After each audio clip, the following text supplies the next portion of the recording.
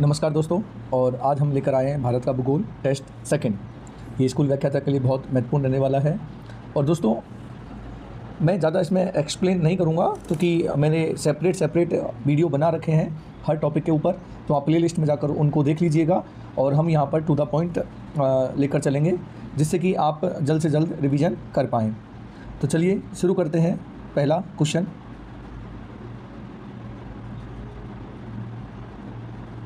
सर्वप्रथम भाषा, संस्कृति आदि के आधार पर भारत में प्रजातियों की पहचान किसने की? देखिए, बहुत अच्छा क्वेश्चन है। सर्वप्रथम भाषा, संस्कृति आदि के आधार पर भारत में प्रजातियों की पहचान किसने की? हर्बर्ट रिशले ने, हैक्सले ने, B.S. गोवा ने या ग्रिफिथ टेलर ने? तो आपका आंसर कमेंट बॉक्स में आना चाहिए। और सबसे पहले जातियों की भाषा, संस्कृति आदि के आधार पर जिन्होंने पहचान की है उनका नाम है हर्बर्ट रिशले। ऑप्शन ए हमारा यहाँ सही हो जाता है। चलिए क्वेश्चन नंबर 2, हिंद महासागर कई महाद्वीपों का सैन्य अड्डा बन गया है। कारण, हिंद महासागर और निकटवर्ती देशों में काफ़ी भौगोलिक राजनीतिक लाभ हैं। देखिए, हिंद महासागर कई महाद्वीपों का सैन्य अड्डा बन गया है, बिल्कुल सही बात है, ये सैन्य अड्डा बन गया है। अमेरिका का भी सैन्य अड्डा एक डियो गार्सिया द्वीप पर जो हिंद महासागर में स्थित है वहाँ पर है। और हिंद महासागर के ऊपर भू राजनीति भी की जाती है। तो हिंद महासागर कई महाद्वीपों का सैन्य अड्डा बन गया है, और क्योंकि हिंद महासागर और निकटवर्ती देशों में काफ़ी भौगोलिक राजनीतिक लाभ हैं। ये बिल्कुल स्टेटमेंट दोनों सही हैं और इसकी व्याख्या भी हो जाती है। तो ऑप्शन ए हमारा यहाँ सही हो जाता है। चलिए क्वेश्चन नंबर 3, निम्न में से कौन सा असत्य मिलान है? गोंड छत्तीसगढ़, मिकिर असम, खोंड ओडिशा और भील उत्तर प्रदेश।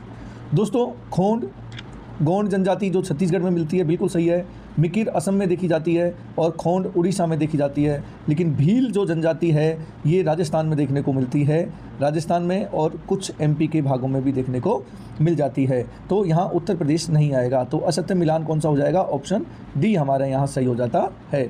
ऑप्शन डी यहाँ सही हो जाता है। गोविंद सागर झील कहाँ स्थित है? गोविंद सागर झील रंजीत सागर बांध पर है, हीराकुंड बांध पर है, कोसी बांध पर है या भाखड़ा नागल बांध पर है? तो दोस्तों, भाखड़ा नागल बांध जो बना हुआ है उस बांध के पीछे वाला जो जलाशय है, उसके पीछे वाला जलाशय है, उसको हम कहते हैं गोविंद सागर झील, और ये भाखड़ा नागल बांध पर बना हुआ है। तो ऑप्शन डी हमारा यहाँ सही हो जाता है। काकरापारा सिंचाई परियोजना का निर्माण किस नदी पर हुआ है?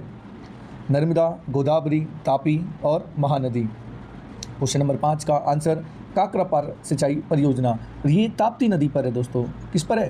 ताप्ती नदी पर। ताप्ती नदी, ऑप्शन सी यहाँ सही हो जाता है। एक काकरापारा हमारा परमाणु संयंत्र भी है जो गुजरात में स्थित है। 6 परमाणु संयंत्र जहाँ स्थापित हैं उनमें एक काकरापारा भी आता है जो गुजरात में स्थित है। चलिए क्वेश्चन नंबर 6, भारत में किस राज्य में सकल कृषि क्षेत्र का सर्वाधिक प्रतिशत सिंचित क्षेत्र है? क्वेश्चन नंबर 6, किस राज्य में सकल कृषि क्षेत्र का सर्वाधिक प्रतिशत सिंचित क्षेत्र है? जम्मू कश्मीर, उत्तर प्रदेश, पंजाब और हरियाणा। तो सबसे ज़्यादा सकल कृषि क्षेत्र जो है और सिंचित क्षेत्र जो है वह है अपना पंजाब में। ऑप्शन सी हमारा यहाँ सही हो जाता है। चलिए नेक्स्ट, सिंधु नदी कहाँ से निकलती है? सिंधु नदी का उद्गम मानसरोवर झील से होता है, कैलाश श्रेणी से होता है, लोहटक झील से होता है या तिब्बत से होता है? तो दोस्तों, सिंधु नदी का जो उद्गम है वह मानसरोवर झील से होता है। और ग्लेशियर का नाम क्या है? बोखरचू ग्लेशियर। क्या नाम है दोस्तों? बोखरचू ग्लेशियर से इसका उद्गम होता है, और ये बोखरचू ग्लेशियर इस मानसरोवर में ही स्थित है। तो सिंधु नदी का उद्गम मानसरोवर झील से होता है। क्वेश्चन नंबर 8, किस नहर ने श्रीगंगानगर, बीकानेर और जैसलमेर जिलों की कृषि संबंधी गतिविधियों को रूपांतरित कर दिया है? तो दोस्तों, हम सभी राजस्थान के निवासी हैं और हम सभी को पता है कि गंगानगर, बीकानेर और जैसलमेर को किस नहर ने रूपांतरित कर दिया है। और जब से ये नहर आई है, इंदिरा गांधी नहर, तब से मरुस्थल की काया पलट चुकी है। मरुस्थल जो कभी वीरान हुआ करता था वनस्पति के मामले में और कृषि उत्पादन के संदर्भ में बिल्कुल नगण्य हुआ करता था, वह आज अव्वल रहने लगा है। बिल्कुल इंदिरा गांधी नहर के आने से उस क्षेत्र में सिंचाई की सुविधाएं उपलब्ध हो गई है, और उपजाऊ मिट्टी होने के कारण वहाँ जो कृषि उत्पादन है वह भी अत्यधिक मात्रा में किया जा रहा है। इवन श्रीगंगानगर को तो अन्न का कटोरा भी कहा जाता है राजस्थान का। तो दोस्तों, इस प्रकार से इंदिरा गांधी नहर ने यहाँ की काया को पलटा है। चलिए क्वेश्चन नंबर 9, प्रश्न 2011 की जनगणना में निम्नलिखित में से किस राज्य में सबसे अधिक जनसंख्या रिकॉर्ड की गई है? सिंपल सा क्वेश्चन है। राजस्थान में भारत में सबसे ज़्यादा जनसंख्या वाला राज्य कौन सा है? उत्तर प्रदेश, महाराष्ट्र, बिहार, पश्चिम बंगाल। तो हमें सभी को पता है इसका आंसर, तो ऑप्शन ए हो जाता है, उत्तर प्रदेश। चलिए नेक्स्ट क्वेश्चन नंबर 10, भारत में कौन सा क्षेत्र चावल का कटोरा के रूप में विख्यात है? चावल का कटोरा, राइस बाउल के रूप में फेमस है।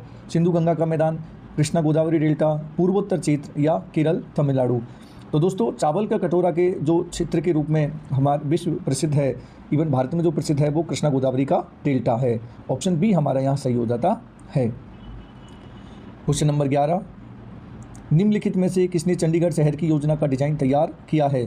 अल्बर्ट मेयर, ली कार्बूजियर, सोरियाबाई माटा, वाल्टर एडवर्ड जेनरेट। तो आंसर 11 का हो जाएगा ली कार्बूजियर। ये चंडीगढ़ के वास्तुकार थे, ली कार्बूजियर। इन्होंने ही चंडीगढ़ शहर की बसाने का प्लान बनाया था, ली कार्बूजियर। और चंडीगढ़ एक पूरी तरह से प्लान नियोजित सिटी है। जो सड़कें हैं वो समकोण पर आकर मिलती हैं और चौड़ी चौड़ी सड़कें हैं।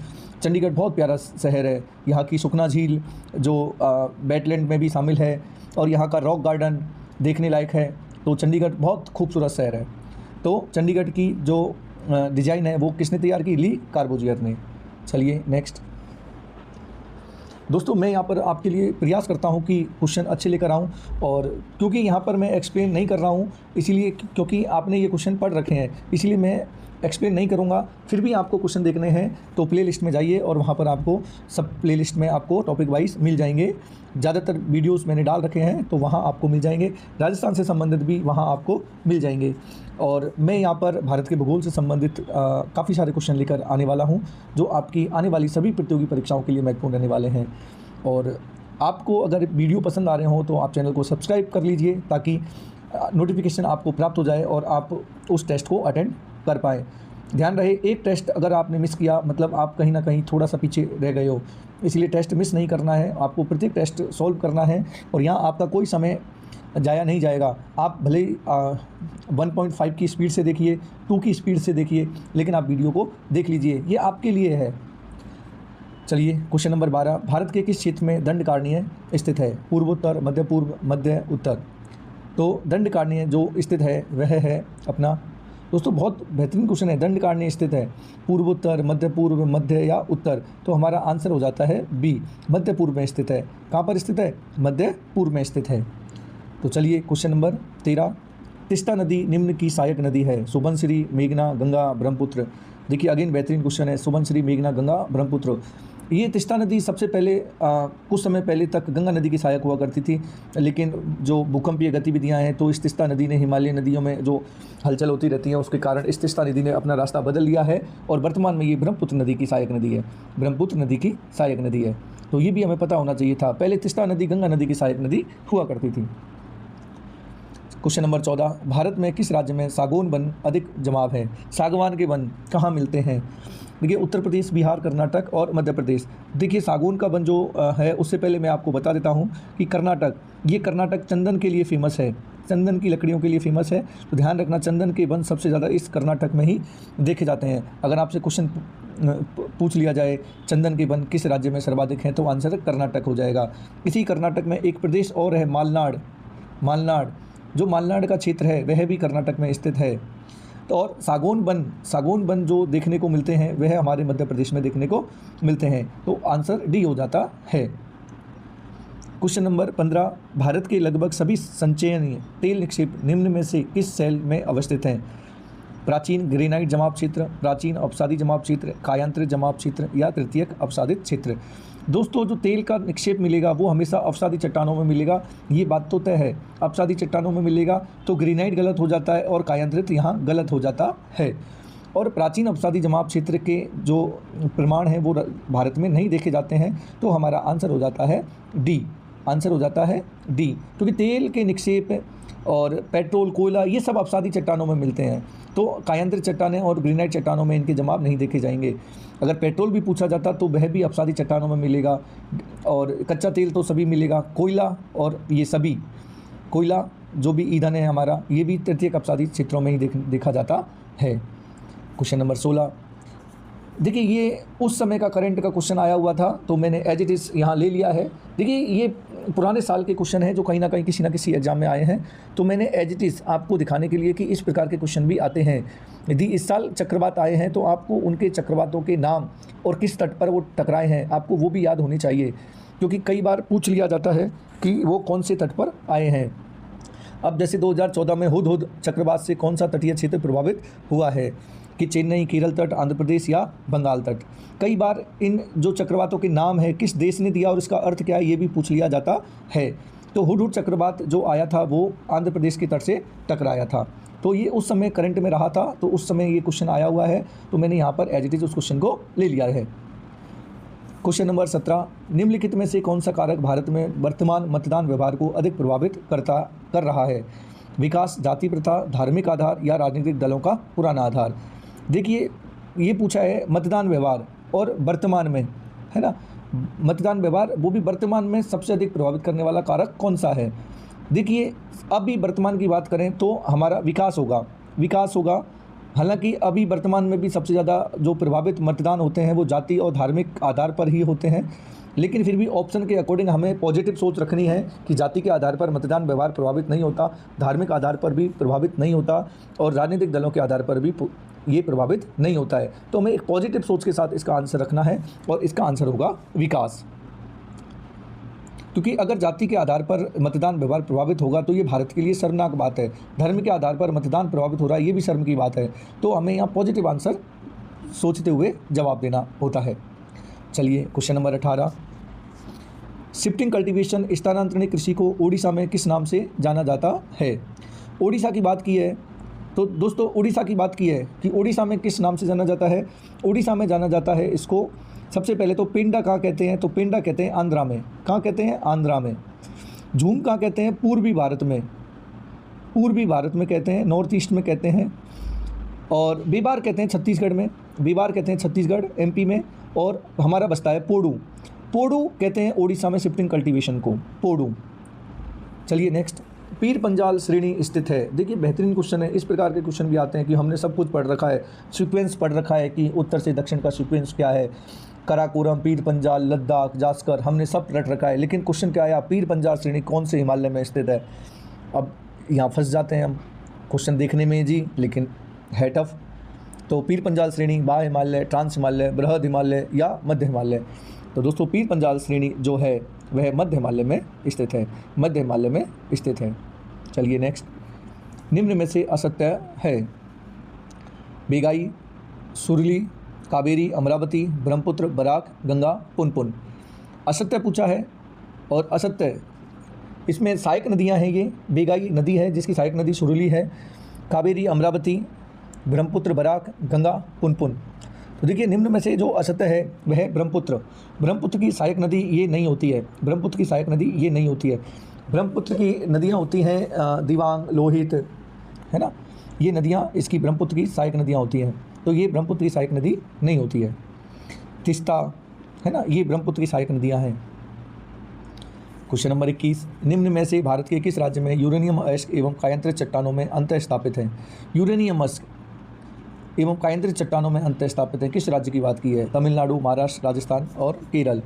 तो यूरेनियम के भंडार हमारे राजस्थान में देखने को मिलते हैं, कायांतरित चट्टानों में अंतः स्थापित हैं राजस्थान के अंदर। क्वेश्चन नंबर 22, सर्वाधिक बहुकोण भू आकृतिक प्रदेश है? बहुकोण भू आकृतिक प्रदेश जिसके कोण फिक्स नहीं है, अधिक ज़्यादातर कोण में कम ढाल है, ऊंचा ढाल है, तीव्र ढाल है, नुकीला ढाल है ना, इस प्रकार के। तो उत्तरी मैदान, भारतीय पठार, हिमालय प्रदेश, सागरीय मैदान। तो क्वेश्चन नंबर 22 का आंसर हो जाता है भारतीय पठार, भारतीय पठार। क्योंकि भारतीय पठार जो है वो इस प्रकार का है, बिल्कुल ट्रायंगल शेप में है, लेकिन अंदर अंदर ये कटा फटा भी है, छिद्रित है, तो इसमें बहुकोण भू आकृतिक प्रदेश है। क्वेश्चन नंबर 23, निम्न में से कौन सा कथन असत्य है? जलप्रपात और नदी शिव समुद्र चूलिया लूणी नदी पर है, शिव समुद्र कावेरी नदी पर है, भेड़ाघाट नर्मदा पर और हुंडारू स्वर्ण रेखा पर। तो दोस्तों आप राजस्थान भूगोल के अंदर भी पढ़ते हो कि चूलिया जलप्रपात चूलिया जलप्रपात चंबल नदी पर है, ना कि लूणी नदी पर। कौन सी नदी पर है? चंबल नदी पर। यदि आपको ये तीनों भी नहीं आते हैं, लेकिन यहाँ पूछा है असत्य, तो आपको ये तो आता है कि चूलिया जलप्रपात हमारे राजस्थान में चंबल नदी पर स्थापित है। चूलिया जलप्रपात जो चंबल नदी पर बना हुआ है। कोटा बैराज, राणा प्रताप सागर बांध, गांधी सागर बांध, ये सभी चंबल नदी पर बने हुए हैं। तो चूलिया जलप्रपात भी चंबल नदी पर बना हुआ है। तो आंसर क्या हो जाता है? ए। क्वेश्चन नंबर 24, भारत और पाकिस्तान के मध्य सीमा रेखा किसका उदाहरण है? परवर्ती सीमा, अध्यारोपित सीमा, अवशेष सीमा या पूर्ववर्ती सीमा? तो दोस्तों भारत और पाकिस्तान के मध्य का जो विभाजन है वो 1947 में हुआ है, सभी को पता है। और ये जो रेखा खींची गई थी ये मैप के ऊपर खींची गई थी, ना कि वास्तव में वहाँ जाकर प्रत्यक्ष रूप से वहाँ जाकर रेड क्लिफ के द्वारा उसको देखा नहीं गया था। और नक्शा बनाया भारत पाकिस्तान का और रेखा खींच दी और बोल दिया गया कि ये इधर पाकिस्तान है और इधर भारत है। मतलब ये भारत और पाकिस्तान की सीमा को अध्यारोपित किया गया था। क्या किया गया था? अध्यारोपित किया गया था। पहले जो स्वतंत्र राज्य थे उसके ऊपर अध्यारोपित कर दिया और बोल दिया गया कि ये इधर वाला पाकिस्तान है और इधर वाला भारत है। तो अध्यारोपित सीमा का उदाहरण है। और भारत और पाकिस्तान की सीमा रेखा का जो नाम है वह है रेड क्लिफ। क्या है? रेड क्लिफ, क्योंकि इसका जो निर्धारण है वो रेड क्लिफ के द्वारा किया गया था, इसीलिए इसे रेड क्लिफ सीमा भी कहते हैं। चलिए क्वेश्चन नंबर 25, भारत में कई जूट मिलें स्वतंत्रता के पश्चात बंद हो गई। कथन आर, कच्चे माल की अत्यधिक कमी है और जूट माल के लिए विदेशी मांग में भी गिरावट हुई है। देखिए दोस्तों, भारत में कई जूट मिलें स्वतंत्रता के पश्चात बंद हो गई, बिल्कुल सही बात है, क्योंकि बंटवारा जब हुआ था तो अधिकांश जो जूट मिलें थी वो भारत में रह गईं और जो जूट उत्पादन का क्षेत्र था वह पाकिस्तान में चला गया, वर्तमान बांग्लादेश, वहाँ चला गया। तो हमारी जूट मिलें स्वतंत्रता के बाद बंद हो गई। तो ये स्टेटमेंट सही हो जाता है। अब क्यों बंद हो गई? क्योंकि कच्चे माल की कमी आ गई, क्योंकि कच्चे माल की अत्यधिक कमी आ गई और जूट माल के लिए विदेशी मांग में भी गिरावट हुई है, क्योंकि हम बांग्लादेश और दूसरे देशों से कच्चा माल मंगवाते थे, उसमें भी गिरावट आ गई। तो दोनों कथन यहाँ सही हैं और स्पष्टीकरण भी हो जाता है। तो इसका आंसर ऑप्शन ए यहाँ सही हो जाता है। क्वेश्चन नंबर 25 का ए। 26, निम्न में से कौन सी जनजाति का कोर परिसीमित है? बहुत अच्छा क्वेश्चन है। देखिए, scheduled tribe as a dispersed core परिसीमित है। आओ, गारो, संथाल, भील। तो परिसीमित है, बहुत अच्छा क्वेश्चन है और इसका आंसर है आओ। दोस्तों मैं आपसे पूछता हूँ कि ये आओ जनजाति कौन से क्षेत्र में देखने को मिलती है? क्वेश्चन नंबर 26 का आंसर आप कमेंट बॉक्स में दीजिए। आओ जनजाति कौन से क्षेत्र में मिलती है? गारो, खासी, जयंतिया ये मेघालय में है और संताल छत्तीसगढ़ झारखंड में है और भील राजस्थान में और कुछ क्षेत्र मध्य प्रदेश में भी है। तो आप आओ का मुझे कमेंट बॉक्स में बताइए कि आओ कौन से क्षेत्र में देखी जाती है। क्वेश्चन नंबर 27, निम्न में से कौन सा कथन असत्य है? वापस वही असत्य की बात की है। बोडो असम, गारो मेघालय, गोंड झारखंड, संथाल पश्चिम बंगाल। बोडो असम बिल्कुल सही है, गारो मेघालय बिल्कुल सही है, संथाल भी सही है, ये भी सही है। तो गोंड यहाँ गलत हो जाता है, गोंड यहाँ गलत हो जाता है। ऑप्शन सी हमारा यहाँ सही हो जाता है। क्वेश्चन नंबर 28, भारत में मृदा वितरण का सही अवरोही क्रम बताइए। सबसे ज़्यादा कौन सी है, उसके बाद कम कौन सी है? तो दोस्तों आप सभी को पता है कि भारत में सबसे ज़्यादा क्षेत्रफल पर फैली हुई मिट्टी कौन सी है? Alluvial soil. कितने परसेंट है? 43% पर जलोढ़ मिट्टी है और जलोढ़ मिट्टी हमारा ऑप्शन ए और ऑप्शन बी में आ रहा है। या तो ऑप्शन ए होगा या बी होगा, ये दो तो नहीं होंगे, ठीक है। और जलोढ़ मिट्टी के बाद सबसे ज़्यादा क्षेत्रफल फैली हुई मिट्टी काली मिट्टी है। तो हमारा ऑप्शन यहाँ सही हो जाता है। दोस्तों इस प्रकार के क्वेश्चन भी आते हैं। क्वेश्चन नंबर 29, वर्ष 2011 में भारत के राज्य में घटते क्रम में जनसंख्या घनत्व में निम्न में से कौन सा क्रम सही है? जनसंख्या घनत्व की बात की है और जनसंख्या घनत्व 2011 की बात की है। तो दोस्तों जनसंख्या घनत्व पूछा है घटते क्रम में, सबसे ज़्यादा जनसंख्या घनत्व किस राज्य में है? आपको पता होना चाहिए। जनसंख्या घनत्व सबसे ज़्यादा 29, सबसे ज़्यादा किस में है? बिहार में। बिहार, तो बिहार हमारा यहाँ भी है और यहाँ भी है, तो ये गलत हो जाता है। सेकंड नंबर पे आता है पश्चिमी बंगाल। सेकंड में यहाँ भी पश्चिमी बंगाल है और यहाँ भी पश्चिमी बंगाल है। बहुत अच्छा क्वेश्चन पूछा है। अब तीसरा तो हमें बहुत कम याद होता है कि तीसरे नंबर पर सबसे ज़्यादा जनसंख्या घनत्व किस में है, और ऑप्शन भी केरल उत्तर प्रदेश में है। तो अब क्या करें? तो दोस्तों इस प्रकार का क्वेश्चन आपको अटेंड करना है, क्योंकि अब आप 50-50% में आ गए हो। या तो आपका गलत होगा या सही होगा। गलत होने के चांस भी जितने हैं उतने ही सही होने के चांस भी हैं आपके। तो यहाँ आपको ऐसे क्वेश्चन में आपको रिस्क लेनी होगी। तो इसका आंसर हो जाता है सी, इसका आंसर हो जाता है सी, बिहार, पश्चिम बंगाल, केरल, उत्तर प्रदेश। चलिए 30, जनगणना के रिकॉर्ड के अनुसार वर्ष 2001 और 11 के बीच के काल के दौरान जनसंख्या की उच्चतम दशकीय वृद्धि किस राज्य में सूचित की गई? सबसे ज़्यादा दशकीय वृद्धि कहाँ दर्ज की गई? ये क्वेश्चन पूछा गया है यहाँ पर। तो आंसर हो जाएगा उच्चतम दशकीय वृद्धि, इसका आंसर हो जाएगा अरुणाचल प्रदेश, अरुणाचल प्रदेश। हालांकि निम्न में से अरुणाचल प्रदेश है, नहीं तो सबसे ज़्यादा जो दशकीय वृद्धि है वह मेघालय में देखी गई है। कहाँ देखी गई है? मेघालय में। और सबसे कम देखी गई है नागालैंड में, नागालैंड में। इस नागालैंड में तो ऋणात्मक जनसंख्या वृद्धि देखी गई है। तो ये क्वेश्चन भी आता है कि किस राज्य में ऋणात्मक जनसंख्या वृद्धि देखी गई है, तो आंसर नागालैंड हो जाता है। तो यहाँ मेघालय इसका आंसर है, अरुणाचल प्रदेश इसका आंसर है, जबकि सर्वाधिक मेघालय में हुई है। चलिए, निम्न में से कौन सा क्षेत्र कथन असत्य है? देखिए इस प्रकार के क्वेश्चन आते हैं और कोपेन के और त्रिवार्ता थानथ्वेट के वर्गीकरण से संबंधित इसी प्रकार का क्वेश्चन आएगा, इंडिया से आएगा। तो देखिए बहुत अच्छा क्वेश्चन है। जलवायु का प्रकार दिया हुआ है और क्षेत्र दिया हुआ है और इसका मिलान करना है कि AW जो है वो छोटा नागपुर पठार पर है या नहीं है, AM कोरोमंडल तट, BSSW तेलंगाना, BWHW पश्चिमी राजस्थान। तो AM असत्य पूछा है, क्या पूछा है? असत्य। असत्य हमारा यहाँ हो जाता है, ये सही है, ये भी सही है और ये भी सही है। तो हमारा आंसर हो जाता है कोरोमंडल तट। कोरोमंडल तट में होती है अपनी A और S। यहाँ कोरोमंडल तट जो चेन्नई का तट है, चेन्नई का जो तट है कोरोमंडल तट, इस वाले तट की बात की है। और कोरोमंडल तट पर AS जलवायु पाई जाती है, समर विदाउट विंटर रेन। निम्न में से कौन सी नदी डेल्टा नहीं बनाती है? तो दोस्तों डेल्टा नहीं बनाने वाली नदी जो अरब सागर में गिरती हैं, अरब सागर में जो जितनी भी नदी गिरती हैं वे डेल्टा नहीं बनाती हैं। महानदी बंगाल की खाड़ी में गिरती है, कावेरी बंगाल की खाड़ी में गिरती है, माही बंगाल की खाड़ी में गिरती है। तो हमारा ऑप्शन हो जाता है बी, ऑप्शन बी, नर्मदा और तापी दोनों नदी डेल्टा का निर्माण नहीं करती हैं। तो हमारा ऑप्शन क्या हो जाता है? नर्मदा नदी। निम्न में से कौन सी नदी हिमालय प्रदेश के रास्ते से होकर नहीं बहती है? हिमालय प्रदेश के झीलम, ब्यास, चिनाब, रावी, कौन सी नदी है जो नहीं बहती है? हिमालय प्रदेश के रास्ते से होकर नहीं बहती है। तो कौन सी नदी है दोस्तों? ब्यास, चिनाब, रावी, ये तो तीनों हिमालय से ही प्रभावित होती है। तो आंसर हो जाता है हमारा इसमें झीलम। झीलम नदी हिमालय प्रदेश के रास्ते से बहकर नहीं बहती है। वापस से नदी और उसकी सहायक नदियाँ आ गई हैं। तो कृष्णा, हिमावती, यमुना, केन, गोदावरी, प्राणहिता और माही, जाखम।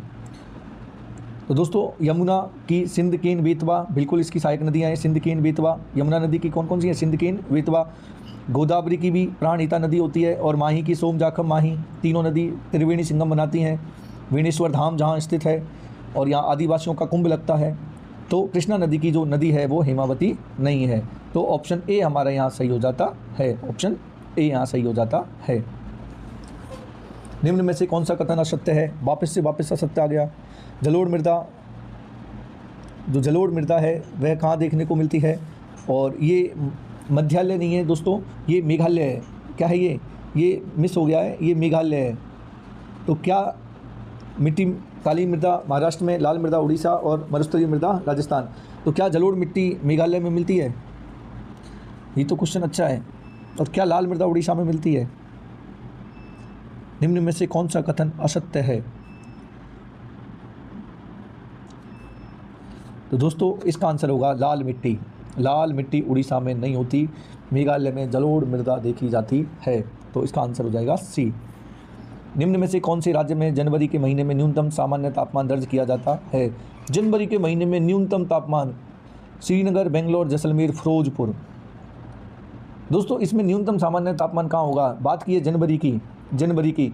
अब समुद्र से जो दूर होगा वहाँ न्यूनतम तापमान होगा, समुद्र से दूर होगा और हाइट पे होगा, वहाँ न्यूनतम तापमान होगा। तो आंसर होगा इसका डी, फिरोजपुर। जनवरी के महीने में सबसे न्यूनतम तापमान फिरोजपुर में देखा जाता है। कहाँ देखा जाता है? फिरोजपुर में। चलिए नेक्स्ट, दर्रा और राज्य असत्य मिलान करना है। कौन सा दर्रा कहाँ पर नहीं है? तो सिपिकला दर्रा हिमाचल प्रदेश, नीति दर्रा उत्तराखंड, नाथुला सिक्किम और बोर जिला मणिपुर। तो असत्य में यहाँ हो जाता है गलत, मणिपुर, बोर जिला मणिपुर राज्य में नहीं है। अनुसूचित जनजातियों का न्यूनतम प्रतिशत निम्नलिखित में से किस राज्य में है? न्यूनतम प्रतिशत एसटी का अरुणाचल, मिजोरम, नागालैंड। देखो नॉर्थ ईस्ट के राज्यों की बात की है और नॉर्थ ईस्ट में एसटी सबसे जो कम है वह मणिपुर राज्य में है। कहाँ पर है? मणिपुर राज्य में है। छोटा नागपुर पठार के उत्तर पूर्वी हिस्से को किस पहाड़ियों से बना है? क्वेश्चन नंबर 39, छोटा नागपुर पठार के उत्तरी पूर्वी हिस्से किस पहाड़ियों से बना है? ये क्वेश्चन इस प्रकार है, कौन सी पहाड़ियों से बना हुआ है? राजमहल की पहाड़ियों से, पारसनाथ पहाड़ियों से, महादेव हिल से और कैमूर पहाड़ियों से। तो क्वेश्चन नंबर 39 का आंसर हो जाता है दोस्तों option A. Question number 40, Bharat में कुल जनसंख्या में वृद्ध जनसंख्या का प्रतिशत कितना है? किसके मध्य में है? ये क्वेश्चन बहुत ट्रिकी टाइप के क्वेश्चन होते हैं जिसमें गलत होने के भी चांस होते हैं, लेकिन सही होने के चांस भी कभी कभी बढ़ जाते हैं। वृद्ध की जनसंख्या 60+, भारत को युवाओं का देश कहते हैं तो वृद्ध तो कम ही मिलेंगे। भारत को युवाओं का देश कहते हैं तो वृद्ध तो कम मिलेंगे, और वृद्धों की संख्या है 5 और 10% के बीच में, 5 और 10% के बीच में। क्वेश्चन नंबर 41, निम्नलिखित में से कौन सी प्रवास धारा भारत में अधिकतम प्रवास का अनुभव करती है? तो सबसे ज़्यादा भारत में रोजगार की तलाश में लोग निकलते हैं, और प्रवास धारा भारत में अधिकतम प्रवास का अनुभव करती है। ये बिल्कुल अधिकतम प्रवास का अनुभव करती है। ये ग्रामीण से ग्रामीण, ग्रामीण से ग्रामीण, ग्रामीण से ग्रामीण अधिकतम प्रवास। भारत में अधिकतम प्रवास कौन सा हुआ? ग्रामीण से ग्रामीण। 2011 की जनगणना के अनुसार साक्षरता दरों के अवरोही क्रम को लेकर राज्यों को निम्नलिखित व्यवस्थाओं में कौन सा सही है? अवरोही क्रम में जमाना है, बड़े से छोटे में जमाना है। क्वेश्चन नंबर 42 में सबसे ज़्यादा साक्षरता कहाँ मिलती है? तो दोस्तों सबको पता है कि सबसे ज़्यादा पढ़ा लिखा राज्य कौन सा है? केरल। लेकिन केरल ए और बी दोनों में, तो सी और डी तो नहीं होंगे। केरल के बाद सबसे ज़्यादा साक्षरता कहाँ पर है? मिजोरम में है या गोवा में है? अगर ये पता है तो आंसर हमारा सही हो जाएगा। तो दोस्तों दिए गए ऑप्शन में केरल के बाद साक्षरता मिजोरम में सबसे ज़्यादा है, तो ऑप्शन ए हमारा यहाँ सही हो जाता है। 1600 मीटर और 3300 मीटर की ऊंचाई के बीच हिमालय के शंकुधारी वन की मुख्य स्पीसीज हैं। 1600 मीटर से ऊंचे कौन से ये पादप देखे जाते हैं, पेड़ देखे जाते हैं, कौन सी वनस्पति देखी जाती है? सीडर, पाइन, स्प्रूस, सागौन, वैसाल, सैंडलवुड, रोजवुड, ओक, चेस्टनट और चीड़। तो दोस्तों ऊंचाई पर देखे जाते हैं सीडर, पाइन, स्प्रूस, सागौन, वैसाल उससे कम ऊंचाई पर होते हैं, सैंडलवुड, रोजवुड और भी नीचे होते हैं, ओक, चेस्टनट, चीड़ ये और भी नीचे पर देखे जाते हैं। तो सीडर, पाइनस और स्प्रूस जो दी गई ऊंचाई है उसके अकॉर्डिंग मुख्य स्पीसीज हैं। क्वेश्चन नंबर 44, बुंदेलखंड पठार के अंतर्गत किन 2 राज्यों के हिस्से समाविष्ट हैं?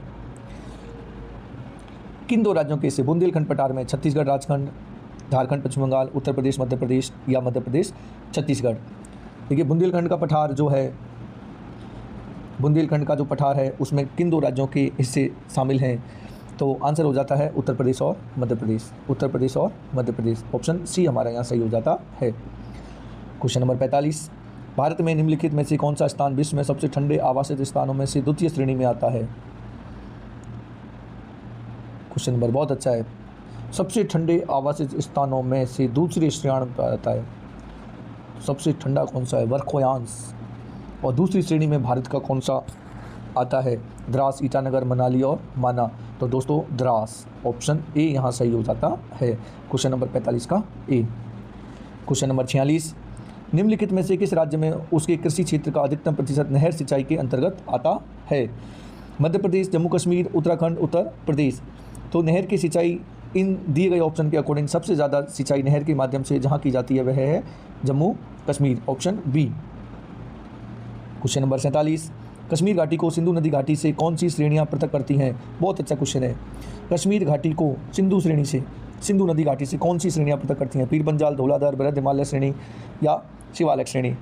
तो कश्मीर घाटी और सिंधु नदी घाटी को जो पृथक करने वाली है वह है बृहद हिमालय श्रेणी, बृहद हिमालय श्रेणी। ऑप्शन सी यहाँ सही हो जाता है। क्वेश्चन नंबर 48, दोस्तों यहाँ बेहतरीन से बेहतरीन क्वेश्चन मिले हैं आपको, और उम्मीद है कि आपको ये क्वेश्चन पसंद आए होंगे, और आपके कुल जितने भी क्वेश्चन करवाए जाएंगे यहाँ पर उनमें से कितने क्वेश्चन आपके सही हैं उसका आंसर आप मुझे कमेंट बॉक्स में बताना कि हमारे इतने क्वेश्चन में से इतने सही हैं और इतने क्वेश्चन में मुझे कन्फ्यूजन हो गया था या जल्दबाजी के चक्कर में गलत हो गए हैं। हालांकि मैं यहाँ थोड़ा समय कम देता हूँ अटेंड करने के लिए, तो ऑब्वियसली बात है कि थोड़ी गलत होने के चांस बढ़ जाते हैं।